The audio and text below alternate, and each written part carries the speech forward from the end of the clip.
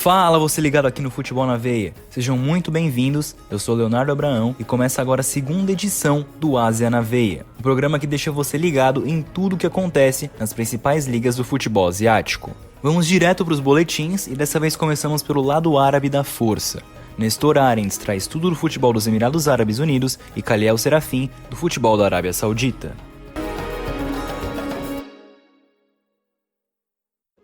Salam a todos! O Boletim Emiradense de hoje traz as principais notícias sobre a possível volta do futebol nos Emirados Árabes. Segundo o portal The National Sport, a Dubai Sports Council, principal conselho administrativo do esporte no país, está organizando a passagem a uma nova fase para o retorno das atividades após a pandemia, com as recomendações das autoridades de saúde dos Emirados. Foi criado um lema pelo órgão que diz "Seu compromisso com a felicidade", que se refere ao retorno seguro do público nos estádios, com a ajuda da polícia de Dubai, da mídia local e de clubes e torcedores. Entretanto, a entidade diz que irá punir severamente times que programem jogos do campeonato ou qualquer evento com aglomerações no momento, podendo até fechar as portas do clube. Já o Al Bayan, jornal popular do país, destacou a reunião no último fim de semana do Conselho Administrativo da Associação Profissional, em que foram discutidos os cenários de volta ao futebol. A organização decidiu que irá esperar uma autorização oficial da Federação de Futebol do país, para que possa ser desenvolvido um programa de volta segura. A expectativa é que o campeonato retorne na segunda quinzena de junho, mas ainda não há uma posição oficial. O Al Bayan também fala sobre a reforma no estádio do Al Ittihad Kalba, que foi aprovada pelo conselho do clube.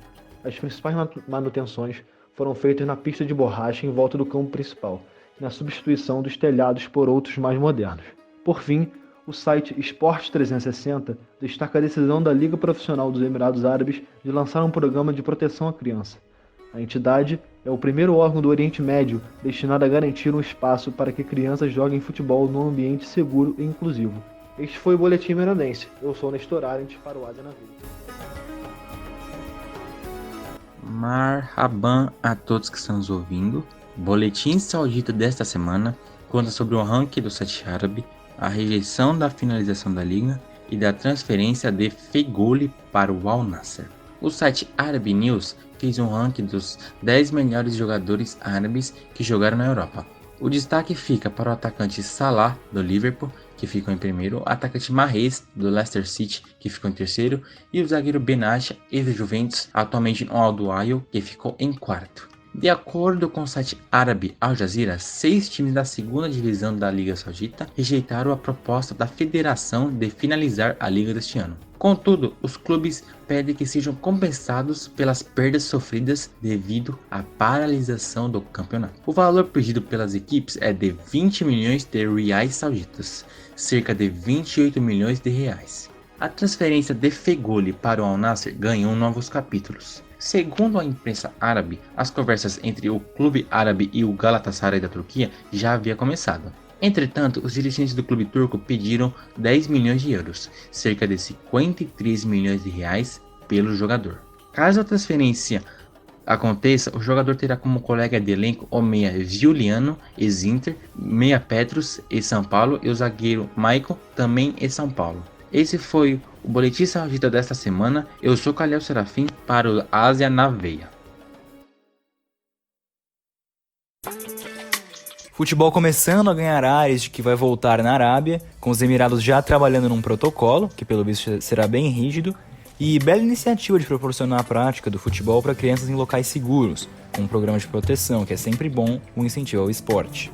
Destaque também para o ranking nos melhores árabes que atuaram na Europa, trazido pelo Khalil, no qual nós temos o egípcio Salah, do Liverpool, o argelino Mahrez, que atualmente atua no Manchester City, e o marroquino Benatia, zagueiro que já atuou por Bayern de Munique e Juventus. Também tem a negociação envolvendo o Galatasaray e o Al Nassr pelo argelino Feghouli, que já atuou em Espanha e Inglaterra, e pode aí acabar pintando no time do Giuliano, do Petrus e do Maicon, que são caras conhecidas aqui do torcedor brasileiro. Antes de partirmos para os próximos boletins, quer ficar ligado em tudo do futebol nacional e internacional? Acesse www.futebolnaveia.com.br. Lá você não perde nada do mercado da bola, prognósticos, pós-jogos e colunas do futebol mundial. futebolnaveia.com.br. Agora partimos para o lado leste da Ásia. Infelizmente o João Lopes não estará conosco nessa edição, trazendo as notícias da Coreia, por conta de problemas pessoais, força pro João, mas temos o Ed Toski trazendo tudo do futebol japonês, Lucas Vilela do chinês e a Larissa Azevedo do australiano.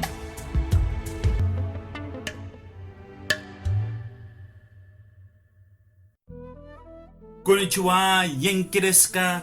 Vamos ao giro de notícias do futebol japonês. A J-League anunciou na última sexta-feira, dia 29 de maio, que o futebol no país irá retornar. Ainda na sexta, os clubes tiveram a liberação para voltar aos treinos. Porém, a bola só volta a rolar na J-League no dia 4 de julho.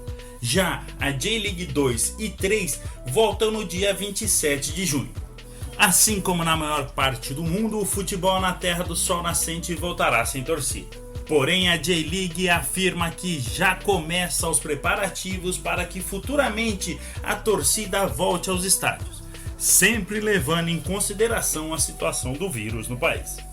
A Liga anunciou que dará prioridade para agendar partidas com equipes mais próximas geograficamente, assim evitando uma possível nova onda de infecções pelo país.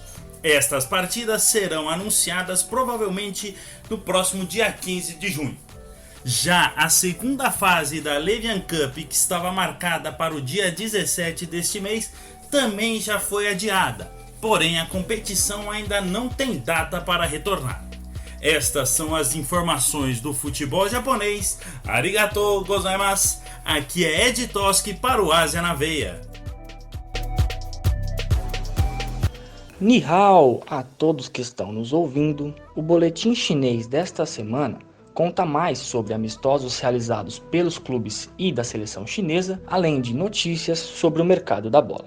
A seleção chinesa de futebol participou de outro amistoso nesta última terça-feira 26 e goleou outra vez, o 4-0 contra a equipe do Shanghai Shenhua, da chinesa Super League.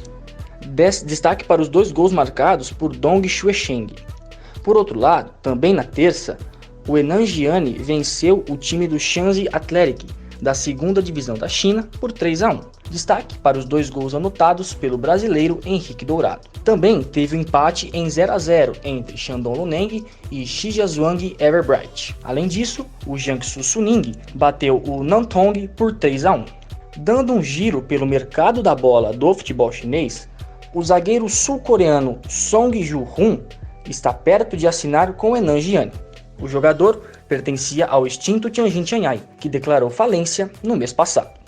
Além disso, o atacante chinês Zhu Jianhong, que pertence ao Shanghai Shenhua, foi visto treinando no Kingdom Hangzhou e deve ser anunciado em breve pela equipe. Este foi o boletim chinês desta semana.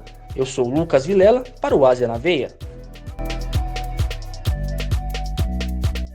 Já temos uma possível data para o reinício dos jogos da E-League. As partidas provavelmente irão retornar em 18 de julho e a grande final ficou marcada para 22 de agosto. Mas as datas podem sofrer alterações, caso aconteçam alguns imprevistos. Um relatório do The Australian afirma que os 32 jogos restantes estão programados para serem disputados em apenas 36 dias, incluindo os 5 jogos da fase final.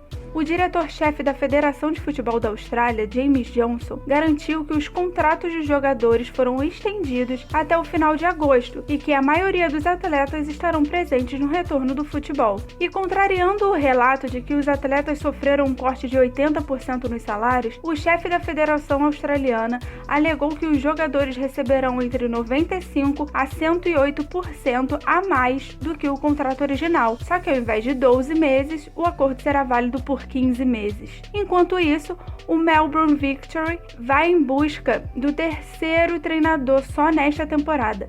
Após menos de 5 meses no comando do Victory, o técnico Carlos Salvatio anunciou que está de saída do clube, pois deseja dar continuidade à carreira perto de sua família na Espanha. Larissa Azevedo para o Ásia na Veia. O Japão aí já com datas de retomar a J-League, o campeonato japonês, já na primeira quinzena de junho e com planejamentos de contar com torcida, mas não por enquanto, claro. Já na China, a seleção e os clubes da primeira divisão seguem firmes nos amistosos, com gols até do Henrique Dourado, enquanto a bola não rola de forma oficial, já que a federação do país ainda não estipulou uma data precisa do retorno do campeonato chinês. E na Austrália, parece que já está tudo decidido a respeito do retorno da A-League em julho, com o encerramento da competição em agosto. E é também um novo acordo com os jogadores, que poderiam até perder parte dos salários, como dito no último programa, mas o chefe da federação desmentiu o fato e comentou um pouco sobre como será o formato.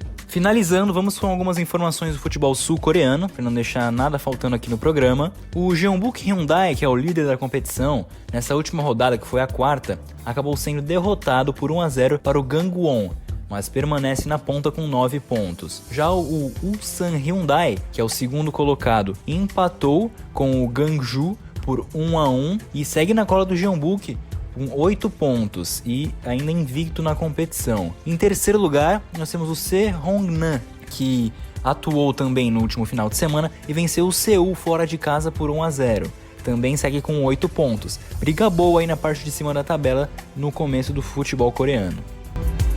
E por hoje era isso, essas foram as informações da segunda edição do Ásia na Veia.